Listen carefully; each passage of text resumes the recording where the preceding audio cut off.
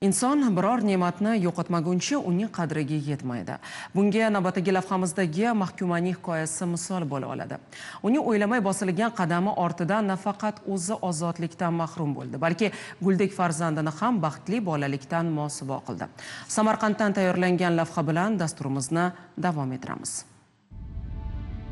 Qamoqxona jazo o'taydiganlar uchun qurilgan joy. Ammo ba'zan uning sovuq devorlari orasida begunoh bolalik ham ulg'ayadi. Hayot mazmuni hali anglab ulgurmagan bola uchun temir panjaralar oddiy manzaraga aylanib bormoqda.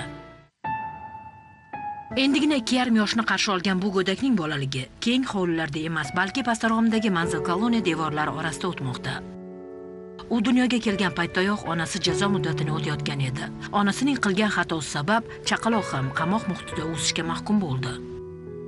Bu ham haqli edi. Katta aka-apalar bilan mana ular ham kelib turadi, ular orqasidan yig'ilib qoladi. Oiladan yiroqda, to'liq oila yo'q. Tashqarida ham qolgan farzandlarim ham baribir darbadarda butunlik yo'q.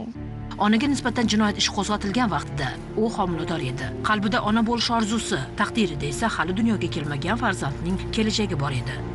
Bu qornimda shuni qamoqqa olindim. 6 oylikdan keyin 7-hibsxonada Kattaqo'rg'onda dunyoga keltirdim. Ammo qonun jinoyatni kechirmaydi. Jinoyat sodir etildimi, jazo muqarrar. Ayol 2023-yilda O'zbekiston Respublikasi Jinoyat kodeksining 168-moddasi 4-qismi bilan aybdor deb topilib 5 yil 6 oy muddatga ozodlikdan mahrum qilingan. Bugun panjara ortida o'tayotgan har bir kun ona uchun eng og'ir sinovga aylangan. U birgina xatosi nafaqat o'z taqdiriga, balki hali hayotni anglab ulgurmagan jajji farzandining bolaligiga ham ta'sir qilganini kech anglab yetdi. Tarbiyaning boshi onadan.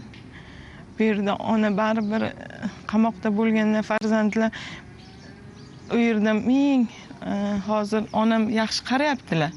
Lekin baribir onaning o'rnini hech kim bosa olmaydi. Men pushaymonman. Bilib bilmay shu jinoyat ko'chasiga kirib qoldim. Bu qismat bir oilaning taqdiri emas, erkinlik qadrini eslatuvchi og'riqli hayot sabog'idir. Negaki inson erkinlikni yo'qotmagunicha uning qadrini to'liq anglamaydi. Uni qayta qo'lga kiritish esa oson kechmaydi. Qiyinchilik, ozodlikka hech narsa to'g'ri kelmaydi, hech narsa tatimaydi. Mo'tabar Nurmuhammedova, Ozodbek Nurmuhammedov, Samarqanddan.